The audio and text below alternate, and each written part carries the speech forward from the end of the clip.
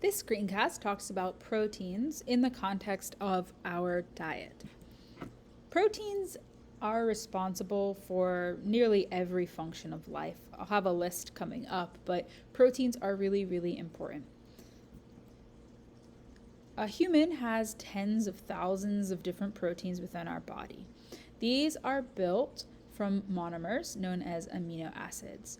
Proteins are made up of 20 amino acids, and they are folded and coiled into different 3D shapes for a wide variety of shapes and structures. So you can look here at some of the different protein shapes and see just how complex they are. The specific structure of a protein is going to determine the function of that protein. This is a whole list of different functions of proteins in the body. So proteins can speed up chemical reactions when they're in the form of an enzyme. They can be for defense in lots of different ways, including in our antibodies. They can store things. They can help transport things. They can be used within cellular communication. They can make up our muscles so that we can move, and they can just generally support and provide supportive structures for our body. So when we look at protein in our diet, we're going to talk about essential amino acids. So our body can make some amino acids. There are 20, remember, in all, but there are other amino acids that our body can't make, so we have to get them from food. There are 9 of these.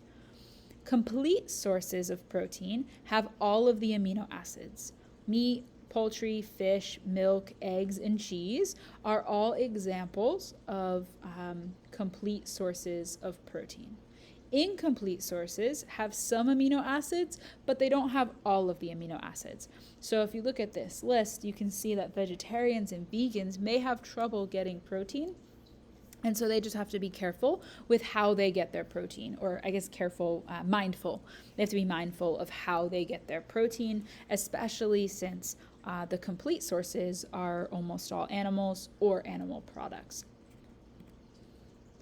So protein is used to repair and to build your body. When we're talking about exercise, we often think about protein in the forms of protein shakes or getting bulk. You should be consuming protein throughout the day. So when you're talking about your protein intake, it's very important to space it out because your body can only use so much protein at once, and then it will just get rid of the rest of it in your urine. So should be eating protein throughout the day. However, after an especially hard workout, 45 minutes, within that first 45-minute window, 30 to 45-minute window for females, they say it's even shorter, or research is finding that it's even shorter.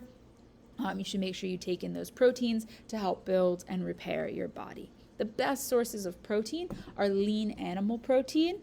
If you're a vegetarian, there are, of course, vegetarian or vegan sources of protein as well. But when we're talking about, trying to restore the protein in your body, you're going to look for lean animal protein when possible. This way you're not getting the fat from some other sources of protein, but you're still getting that protein in so that your body can build and repair itself after exercise.